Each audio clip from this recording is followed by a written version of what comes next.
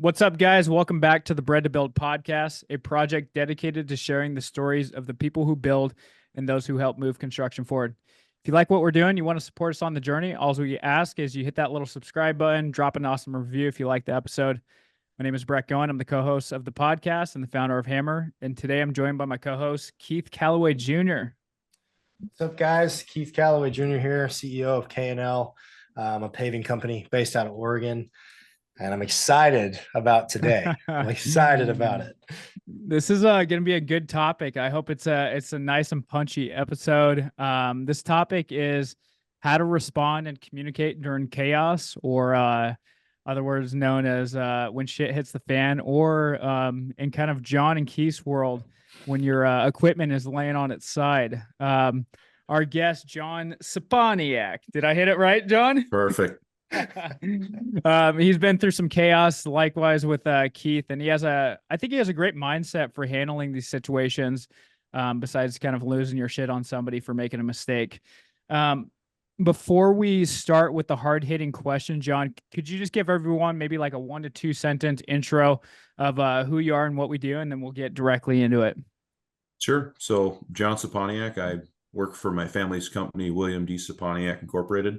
We are an aggregate services contractor. So what that means is we do everything from opening up greenfield sites, pits and quarries, processing the aggregates, to transporting and placing the aggregates. So we can offer that full suite of services, and we've expanded our footprint essentially from our home base in Minnesota to extend all the way to the Colorado Front Range and everything in between. Awesome, man. How long's the family business been around? So formerly, my grandpa, William D. Scepaniak, began the company in 1946 after he came back from World War II. He had done some stuff previous to going to the war, but not much. So once he came back, that was kind of his decision he had to make. Like, what am I going to do with my life? And he took it off from there. Man, you guys are going to be approaching a century here in a few years for you. Yeah, that's kind of scary. It's we have a lot going on, and it's really crazy when you look back on it, how far we've come and how far we have to go. So yeah. Do you have quite a few siblings in the family business then? Yeah, so the way we're structured is it's myself, and then my dad is acting as president, and then I have a younger brother, Brian, who's involved, and then I have 2 cousins, Jake and Tony. They're Tony's about 10 years older than me, and Jake's about 5 years older than me. So we have a good spread. We're 3rd generation, us 4, and with that, there's its own complexities and challenges. But one thing that we do really well is we each understand where our strengths are, and we focus outwardly in the directions we're strong with. So yeah, there's not a lot of ego between us all. We get along really well, and we really enjoy working together. We have our days, don't get me wrong, but it's generally speaking pretty good. Everybody's involved. Yeah. No, I think communication is a good topic for us to chat about. You kind of recently said, I came across your posts, the images were glaring at me, but I also thought it was a good topic for us to chat about. And I think Keith was really excited to lean into this. But maybe before I kind of like tee you up with our first question, and I think this might be helpful for the audience too, but you mentioned, and I'm just going to quote you here on this, but you said, it's easy to be a great communicator when it's all rainbows and unicorns, but really reflect on how you communicate when you receive a call that your iron is flopped on its side. So I'll tee that up with kind of the first question, maybe the hard hitting one. And I hope I'm not triggering too much PTSD here, but walk us down memory lane on maybe one of the worst calls that you received and your kind of initial reaction. I'm curious how you handled that situation. And I imagine you've learned a lot over the years. I guess maybe just picking back at one of those images, I'll pick the one where the dozer's on its side. Knee-jerk reaction. It's like, holy shit, really? How did you do that? The machine is so bottom heavy. But then secondly, I'm kidding, but initially your reaction is like, is everybody okay? Are you calling me? Is there a real issue here? And then you just kind of figure out how to fix it. I mean, step back and look at it. Okay, it's a D8. Let's get it flipped back over, and you carry on with your day. I mean, I really reflect on all those images. None of them were that serious. And you know why? Because nobody actually got hurt. You know, there's no loss of life. There's no loss of limb. It's a machine. You can fix it. I really don't get too excited about that stuff. It's kind of point blank, you know? So, well, why, or talk me through like, I mean, some of this comes from maturity. I mean, you've seen a few things, like you've obviously, we saw your post. So there's like multiple pictures on the front little thumbnail. Yep.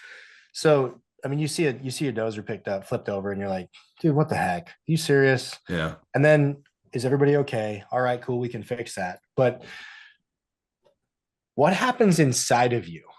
Right? Like when you look at that, and what changed from the guy who wrote the article recently to the guy that took the picture of the oldest event, like what's happened inside of you as a leader, because that's really what we're talking about today, right? Like, how do we transition from being the emotional responders to being someone that's like, okay, I'm going to be my best version of myself and lead our way through this?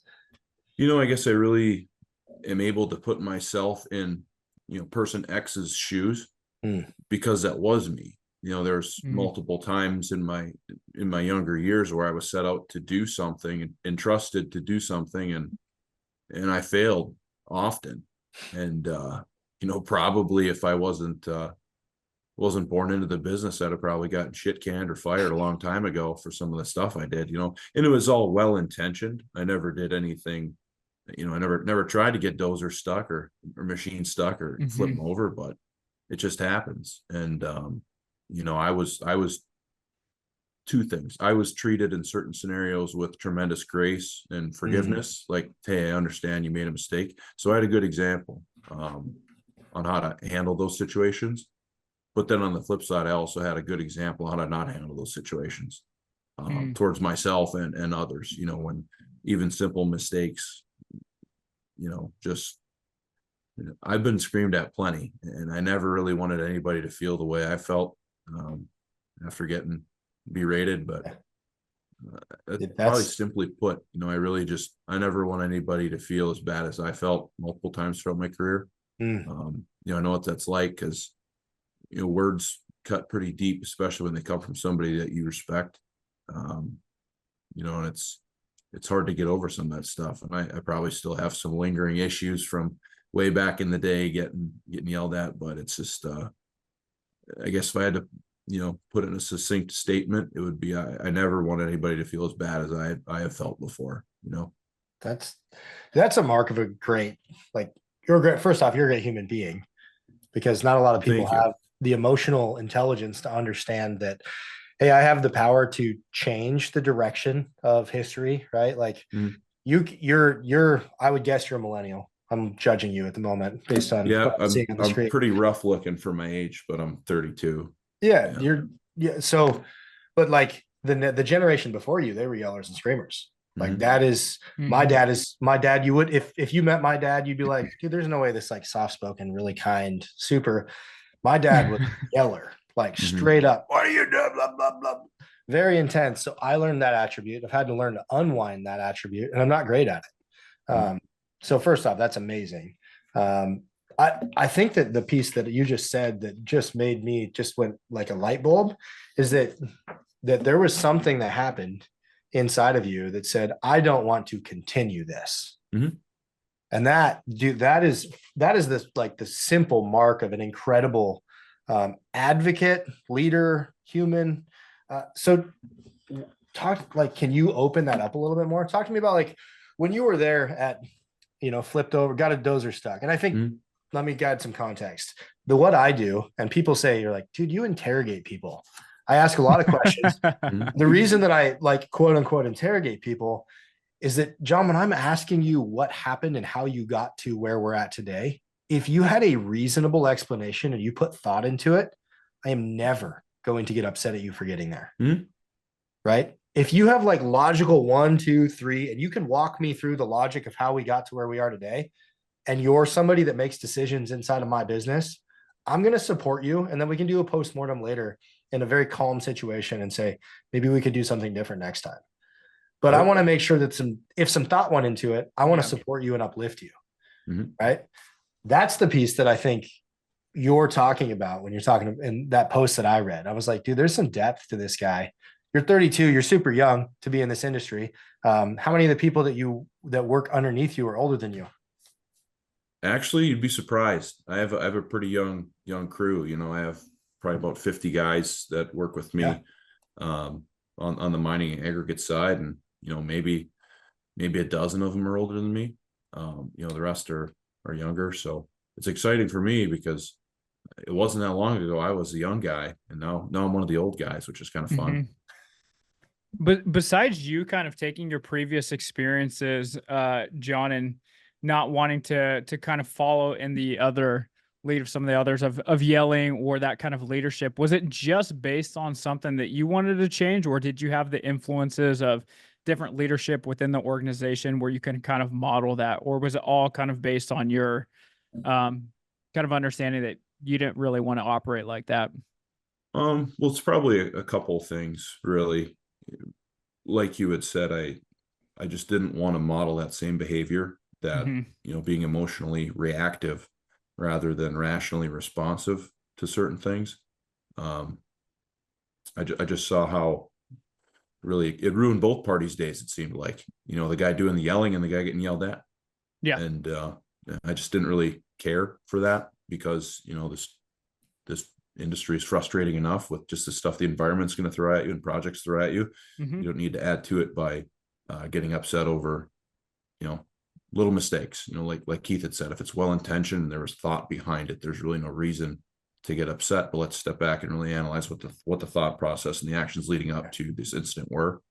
Um, you know, and on the flip side of the coin, I guess I had some days where I've gotten phone calls that there really was something bad and worth getting upset about. You know, there was a loss of life, Yeah. and you know, so really I have some true perspective on what is something to get upset and frustrated over, Hmm. and it's not, you know, it's not bending a fucking body panel on a machine or flipping a dozer on its side. You know what I mean? It's like when you get a call that somebody's passed away unexpectedly, that's something to get upset about. You know, Yeah. not a fucking machine or something you can fix with some money.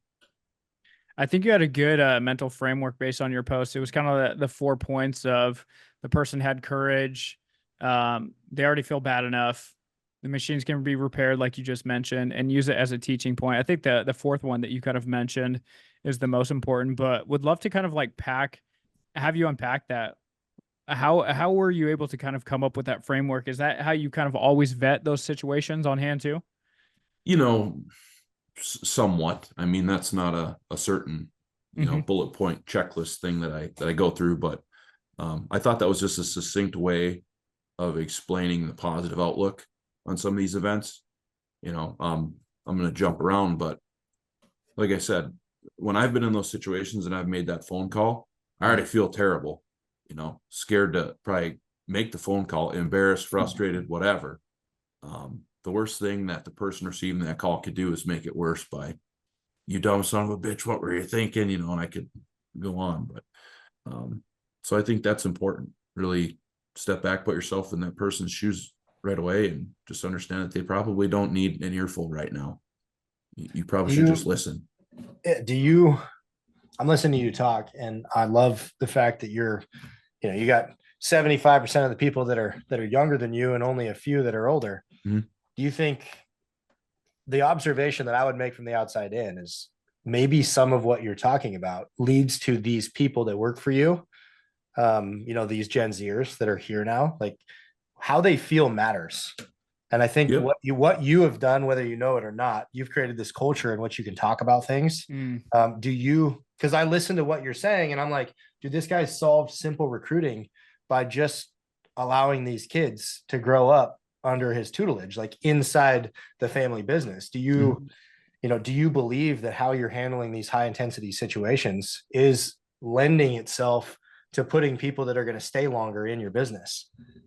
I think so. And you know, one thing I've had to wrap my head around is that people are going to be a part of my company for a certain time frame, Mm. and Mm. some of those guys have came on board knowing how to tie their boots and pack a lunch, and that's about it.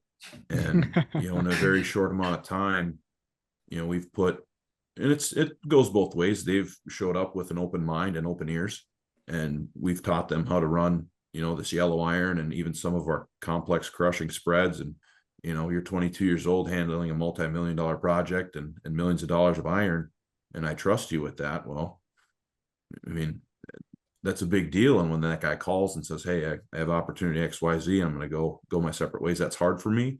But I always try and step back and frame it as, okay, look at how I was able to positively contribute to this person's life, and take it for what it is.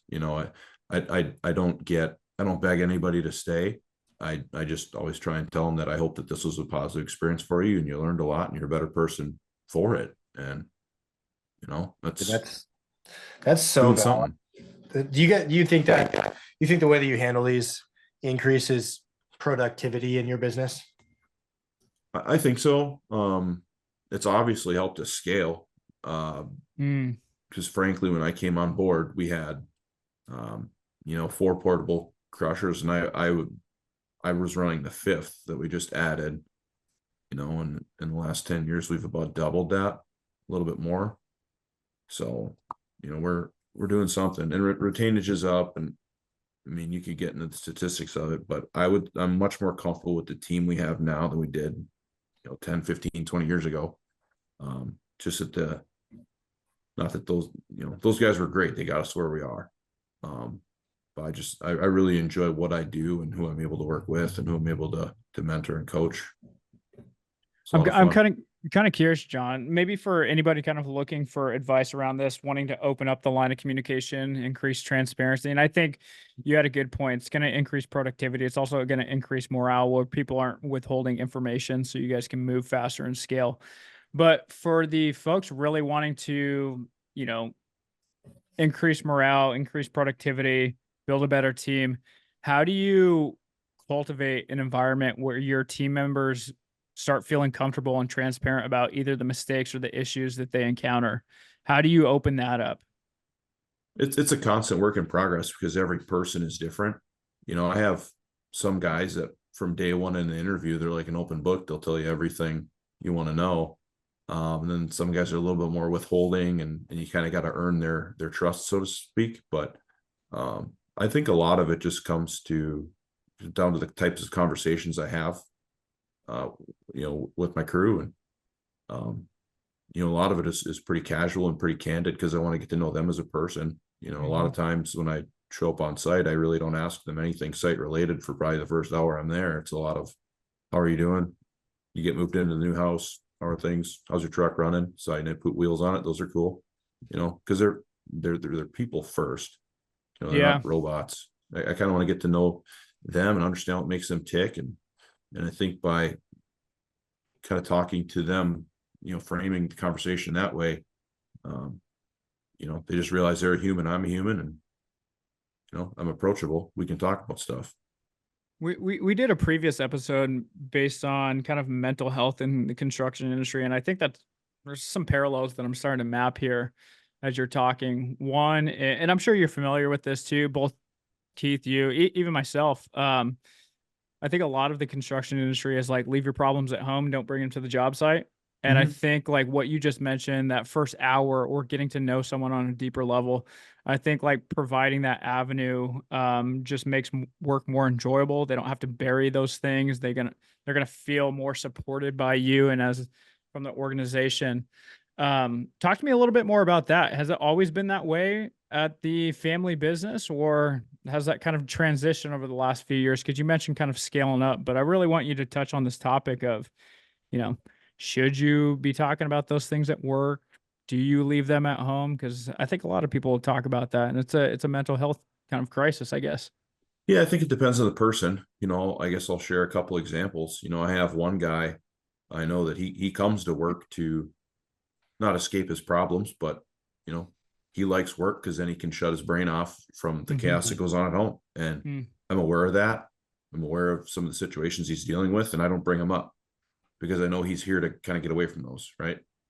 And he knows he can talk to me if he's ever having like a bad day, and if I can not expect the best performance out of him, here's why.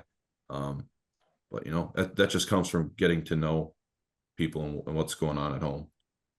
Not to be nosy or intrusive in their personal life. I obviously only listen to what people are willing to share, but I mean, that's important to kind of consider what are some of their stressors that they're maybe bringing to work, and maybe they're coming to work to escape some of that stuff. I don't necessarily think you should leave that stuff at home, but maybe another example, and this actually kind of sucked for me, but I actually had a couple guys recently that for whatever reason we parted ways with, because they said, hey, I'm traveling a lot, I'm on the road, I really can't be the dad or the husband that I need to be right now. And I just kind of told them point blank, if you feel like you got to be half here and half with your kids, it's not fair to them. Why don't you just, there's jobs and opportunities close to home.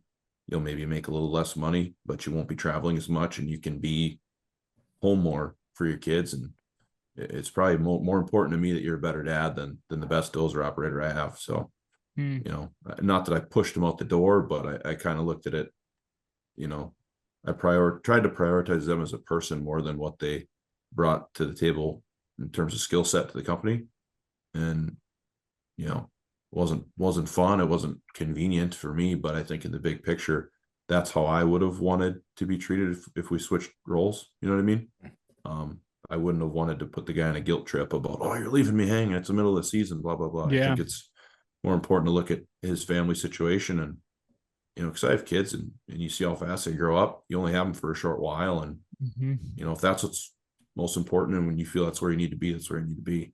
And we have guys that have kids that travel, I mean, myself included, and that's just the lifestyle we live, and our family's good with it, but everybody's different, man. Yeah. Keith, talk to me a little bit more about what you experienced too, because you're a second chance employer, so I think a lot of those lines can kind of bleed together. Yeah, I mean, there's so many different parallels as I'm listening to you talk. Like you've got, I mean, the obvious one for us is different lifestyle. You talked about lifestyles.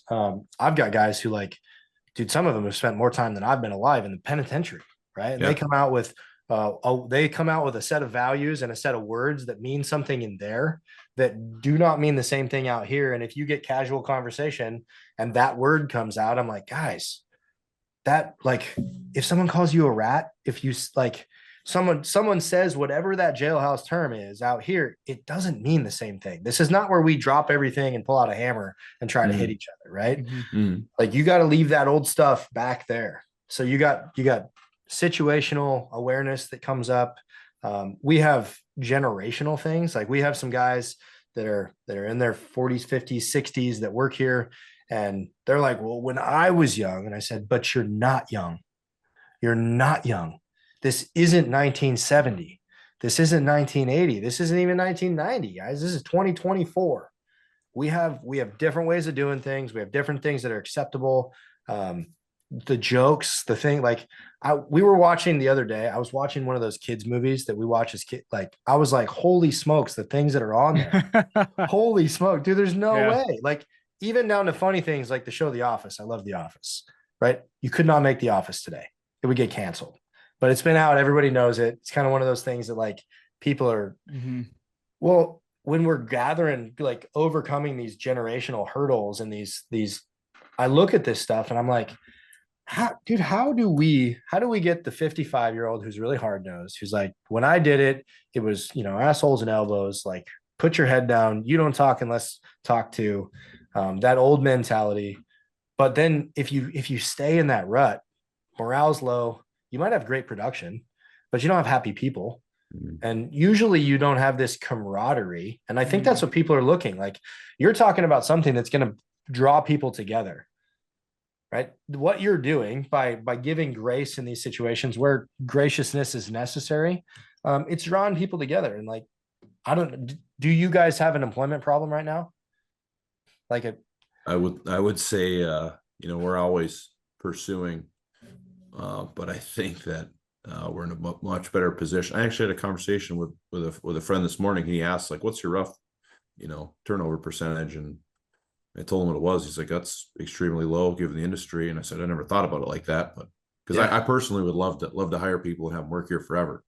Yeah. Like I spoke on earlier, for me, it is slightly hard when people that you put a lot of time into walk away and you care about these people and they leave. It's challenging, but you know, everybody's a free will employee and I want it to stay that way. You know, nobody's an indentured servant, for God's sakes. Yeah. I listen to what you're talking about. And like what we suffer from is people are people, right? We're all fickle. We run through these things, and I like you're training people with your graciousness, and I love it. Right. The industry of the trades needs more grace in it just in general. But we also need, and this is the thing that I'm trying to teach people how to be better humans. Right. So when somebody like I had a bunch of guys come up to me and they're like, hey, nobody likes this guy. And I'm like, okay, what do you want to do about it? And they're like, well, maybe we should fire him. Maybe he shouldn't work here. And I'm like, okay, what does he do? And we went through like this list of the things that he does. And I said, so if he's not here, who does the 3 things that none of you want to do? Oh, the guy you want to get rid of. Right. Which one of you guys are going to do the things that the guy that you want to get rid of does every day? That he does willingly, because the things that you don't like are that he's kind of dirty. He'll just jump in everywhere and he's filthy. Like he's that kid that runs around and jumps in the ditch, has no idea that he's got mud everywhere, and then climbs into the truck. Right. Well, if you point to the ditch and say, hey, can you go get me that out of the bottom? He's like, off he goes. Yep. And I said, if you take that guy out, who does that? Right. I think people need perspective, right? Not just employees, employers, everybody needs perspective, because perspective truly is reality.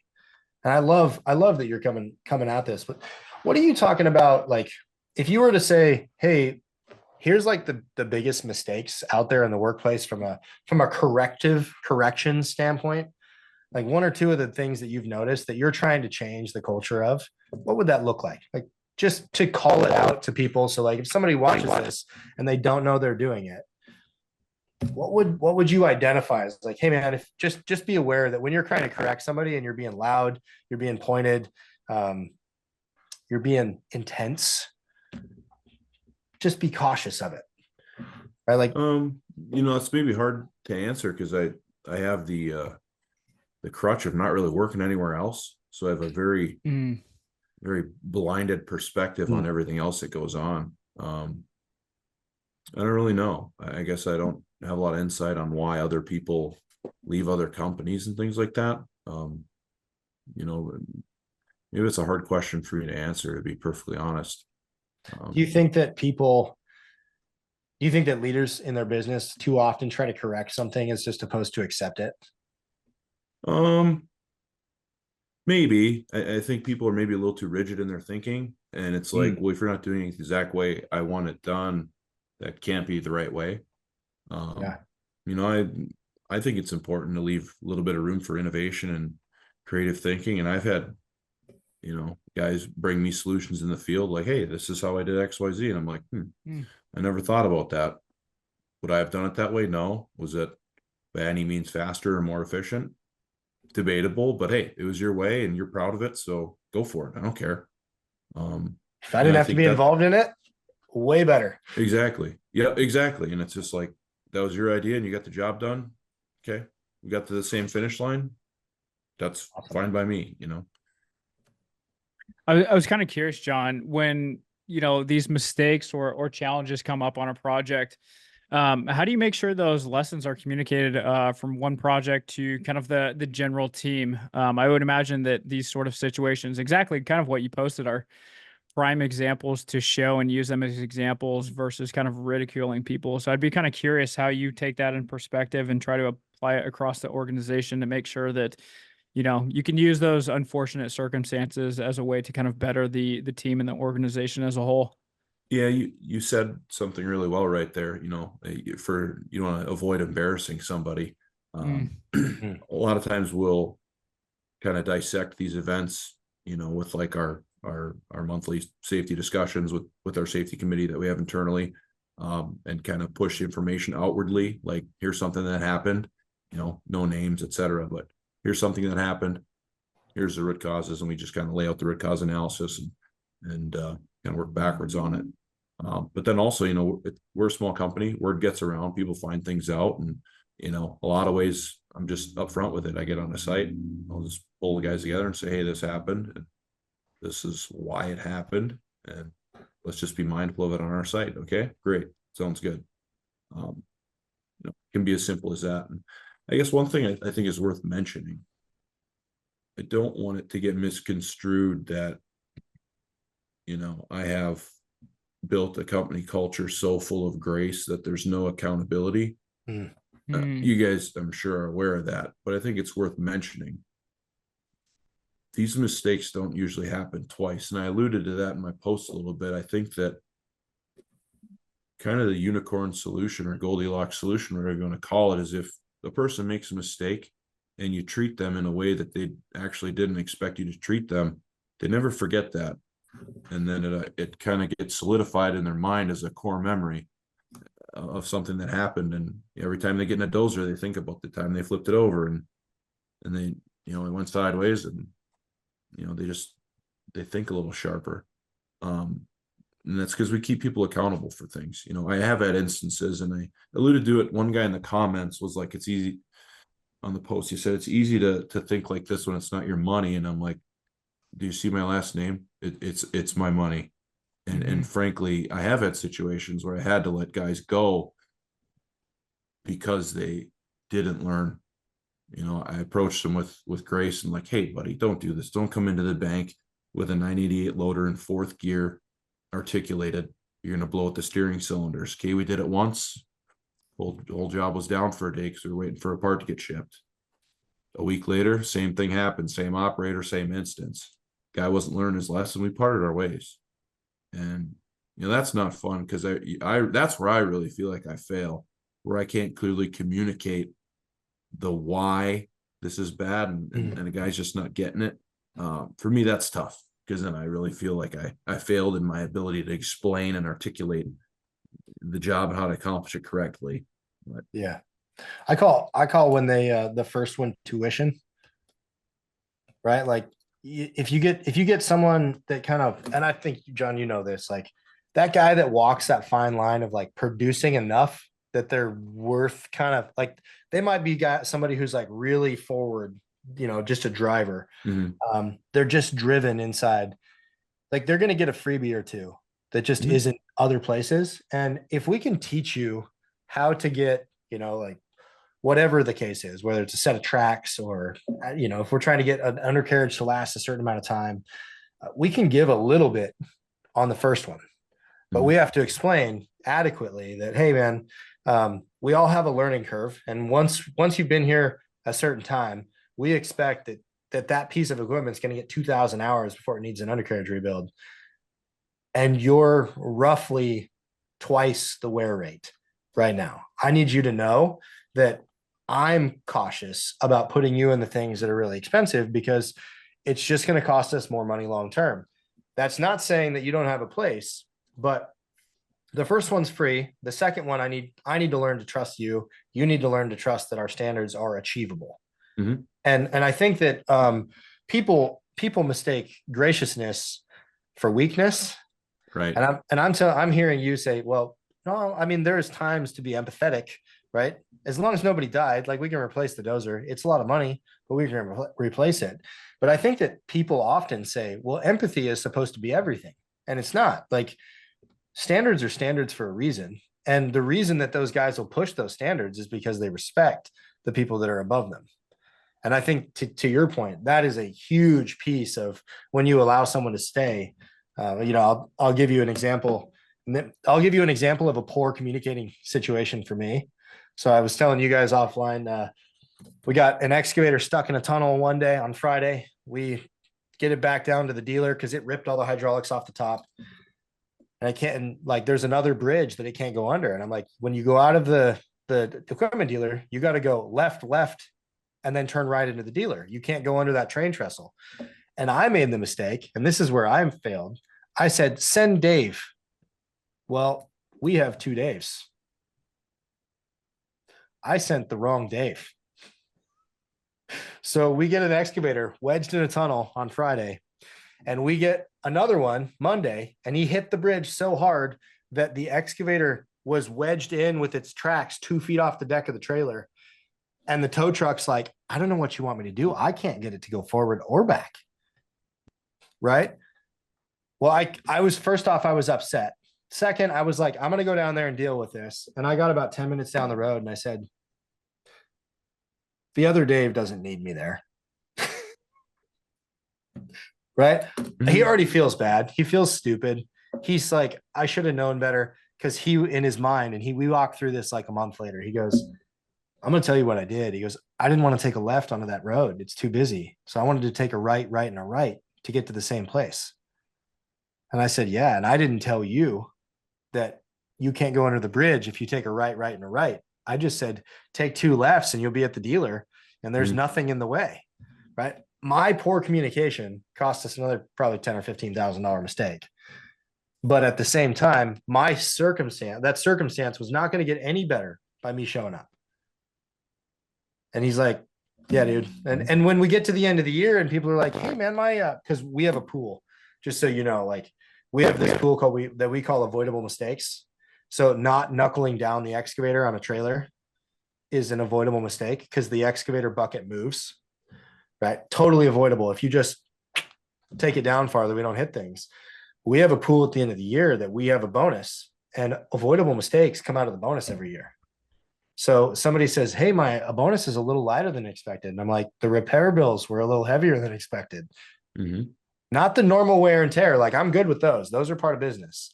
But when we run the front of one of my brand new trucks into a dumpster on a job site, totally, both of those things move, fellas. Both of those things. We don't need to hit the dumpster with the truck, right? Smashing mailboxes, whatever it is. Like, we've ripped, all of our trucks are wrapped. So we've ripped wraps off the side of trucks. And I'm like, guys, it's like $5,000 to rewrap the truck, right? But what we did is, now, just to your point, I can be gracious because I can say, hey, well, if nobody died, we can get to tomorrow. The guys are like, hey man, you do that one more time, you take my Christmas bonus, right? You're not going to work here anymore. Mm-hmm. I don't have to say that. Like, it's become this self-policing system where I tell people, hey, we don't throw you away for your mistakes, but at the same time, we do have boundaries and accountability. Mm-hmm. And you get a certain percentage free, and then the rest of them are not going to put up with you costing money at the end of the year, right? It's an amazing thing. John, before we kind of wrap up, do you have any final thoughts or pieces of advice for leaders that, maybe are struggling with controlling some of their emotions when they're confronted with some of these setbacks or mistakes? I'd be kind of curious what some of your kind of parting thoughts are on this. Yeah, I guess, I don't have anything original. I'm not a modern philosopher, but I just always try and treat people how I'd want to be treated. And I spoke on that earlier. I've been, spoken to and treated in some certain circumstances in a way that I wished not been treated.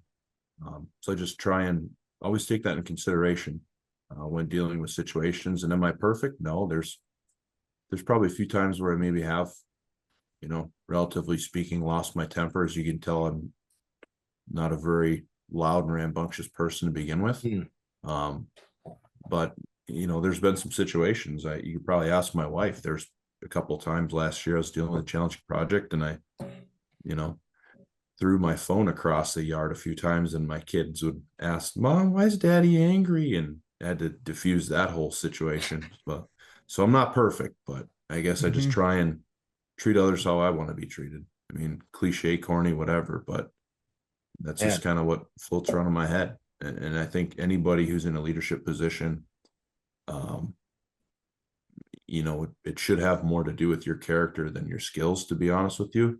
There's a lot of people who are in a leadership position because of their hard skills, but I think emotional intelligence is probably going to make you a better leader in the long run. So if you want to work on something, work on that. That's amazing. John Maxwell says people don't care what you know until they know that you care. Yeah. Right. I love that. And that's what I heard you just say there. Is there any other topics that you have any really good stories, so that we all feel like we aren't in this boat where people flip expensive things over and we're stuck footing the bill on a regular basis? Oh man. Well, I guess I could probably just put myself on blast. Perfect. Even better. I've lead by example. Yeah, I've pretty much clapped the cheeks on every fleet vehicle I've ever driven. In the long run, it's a rough 100,000 miles for any pickup I have. In so much that for a while I was driving a Chevy Express van, like our backup van because my truck was in the shop for XYZ. But so I'm hard on vehicles, and that's something I had to have a come to Jesus moment with myself. I'm like, if I expect my guys to treat my machines with respect, I should treat my own machines with respect, right? Gosh, that's one thing. And oh yeah, there was this other time. I guess long story short, there was a crushing project we were working on, and it was kind of far off. It was, probably 6-7 hours from our headquarters. I was, kind of running the job up by my lonesome. I had a really good team with me, but they were, under my direction. I had all the information I needed and it was ready, set, go. We got halfway through the project and I never had the wherewithal to stop and look at the screen sizes we had in the screen box and see if we were actually making the right project or product rather. And so that was probably a $50,000 whoopsies that I had to explain to my dad and my uncle at the time. So I think a big reason why I am the way I am is because I've had to eat humble pie enough of it to where once again, I know what those phone calls are like to make, and it's not fun. So I just think that if I'm supposed to be one of the smart guys walking around here, we're in trouble. But so I just try and lead with humility and I've been there before. I've made a lot of mistakes. So that's great. I have a saying that either you become humble or humiliated. Yeah. There's no in between. Like as a leader, you either the world will do it for you or you become a willing participant in the process. There's no in between. You don't get to choose. So well, you get to choose one way or the other. It's happening. Yes, you do. John, I appreciate you coming on and talking about this topic, kind of communicating through the chaos and, being stoic throughout the process. I think it's a good testament that it has helped your guys' organization scale, but also increase morale and people actually want to work with you and feel like there's an open door to have transparency. So I appreciate you coming on the podcast to share some more insights to this. Yeah, definitely. I appreciate you guys having me and really admire what you're doing, and it's good to be a part of it. So thank you. Absolutely. Before we let you off the hook, obviously, thanks for joining us on the Bread to Build podcast. Where can people find and connect with you? Yeah, everything is just my name, first name, last name, at John Scepaniak on everything. Proceed with caution. I guess I utilize Instagram Reels as a creative outlet. So a lot of it is heavy machinery with some music with illicit lyrics, because that's just what I like. So I guess if you want to get a peek inside the real sporadic, chaotic brain behind these eyes, and then hit that up. But proceed with caution, like I said. That's awesome. I love the disclaimer. Yeah. Guys, thanks for listening to another episode of the Bread to Build podcast. If you like this episode and you learned something new, drop an awesome review. If you have any topics that you'd like us to cover, just send us a message on Instagram at Bread to Build Podcast. And as always, you can follow us on social media. You can find me on all platforms at Brett Goen. And we are Hammer. And Keith, I'll let you close it out, my man. You can find me at Keith Calloway Jr. or at K&L Industries on nearly every social outlet. We're going to see you guys next time on the Bread to Build podcast. Boom.